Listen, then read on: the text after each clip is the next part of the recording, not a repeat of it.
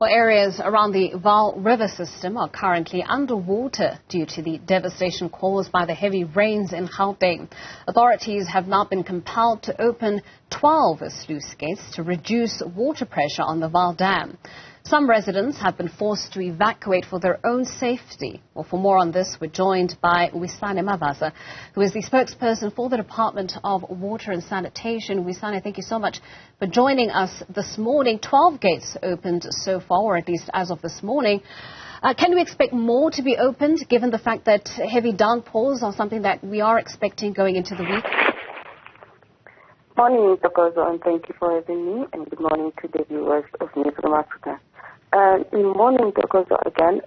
Yes, in terms of the gates and any action that may be taken with regard to the current state of rainfalls or flooding that we are experiencing in the country, we depend on our systems or monitoring systems that we have that indicate to us likelihood of us opening more gates. So we are monitoring this continuously to ensure that we get real-time data of the water that is coming through from upstream or various combination of controls that we have in place in our dams as well as our rivers. Yeah, I think it's so important for our viewers to at least get an understanding of why the department resorts to these kinds of measures when experiencing this kind of heavy rainfall. So take us through, I suppose, the reasoning behind it, the science behind this particular decision. What would happen, for instance, if these sluice gates were not opened? What sort of devastation would likely ensue if these measures were not put in place? If I could start with that, the department annually put a flood preparedness plan. This plan is to ensure that we are ready for in case of situations like this where we have heavy rainfalls which may result into flooding. And so it allows us to actually implement our flood monitoring and forecasting systems that allow us to mitigate where possible adverse effects of this flood on our infrastructure, which are our dams and all those that we are responsible for. And at the same time, it provides us an opportunity to guarantee that we, at the end of the season, we have our storage reservoirs full of water so as to ensure water security. It does appear that it's a bit of a hyper-focus on the department's own infrastructure. What about communities that are likely to be affected by the opening of these sluice gates? We know that, for instance, Douglas Town in the Northern Cape is expected to be affected by these additional gates having been opened today. As a department, are you doing enough to get the word out, to get the alerts out, to get the advisory warnings out in time to prevent, families and their homes being washed away or being submerged underwater as a result of these measures? As the rainfalls and floods are natural phenomenon, and control of these events may be limited from the human factor part. And as a department, we continuously advise against, in terms of our Water Act that stipulate that we advise that anyone or any organization from putting any essential services or human settlements within parts of floodplains or riverbanks where there's likelihood of frequent flooding in case of that happening. So that remains one of our core message to say that at all times ensure that when you put an infrastructure, it must not be anywhere near a flood line or a riverbank so as to avoid situations like this. However, at the same time, as a department, we continuously engage and talk to various stakeholders that are within the river system to be on alert at all times during rainy seasons, so as to ensure that they put their measures in place to avoid, flooding, as well as that may result in casualties such as loss of life, or even livestock to farmers, as well as their movable properties that might get damaged because of the water. So it's a continuous educating and communicating and raising these warnings. Douglas Town in the Northern Cape resides in a position where there is a meeting of two rivers, the Vaal downstream as well as the Orange River.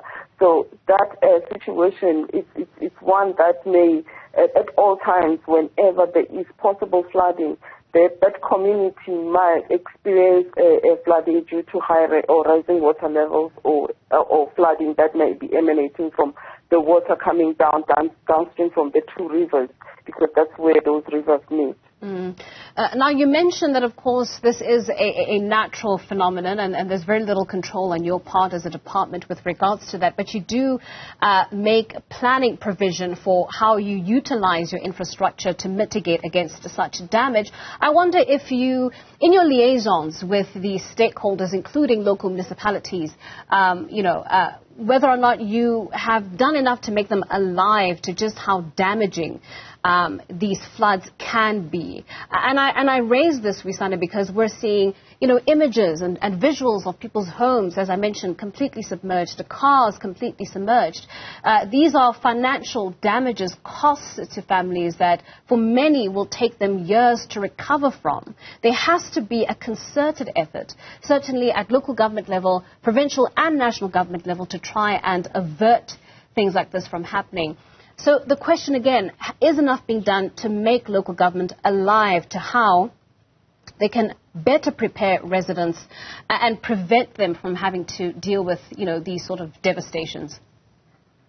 As I've indicated to you, in terms of the department's position and with regards to the current disaster that is being caused by the flooding, and part of our responsibility of ensuring that our infrastructure and water sources, where this water is expected or we are responsible for in terms of our management, we have done at all costs enough to ensure that all those that are necessarily supposed to know in terms of what is required to happen in case of flooding or when there is heavy rain. You can imagine that the heavy rains are not only in rivers or streams and dams. It's happening everywhere.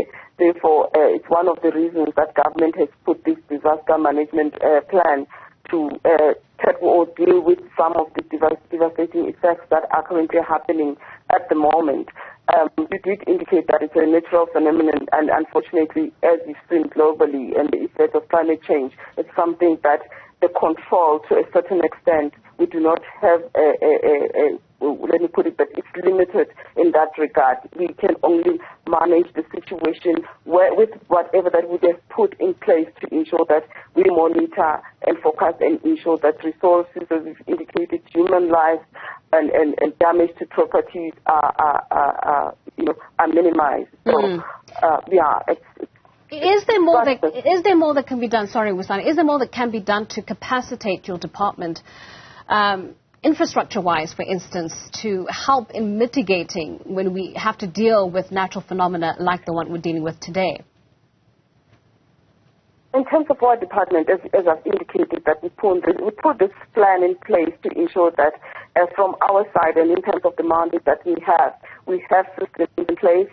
As we've indicated, we've got our forecasting that are giving us real time to ensure that at all times our systems are in place to deal with and communicate to those that may be affected by the flooding that may be happening in our or near our infrastructure. And as I've indicated, that we continuously advise people to move away from flood lines so as not to experience this kind of flooding if it happens that those rivers and dams get flooded due to high rainfall. All right, Wisane, thank you so much. We'll leave it there for now. That's Wisane Mavasa, who is the spokesperson for the Department of Water and Sanitation.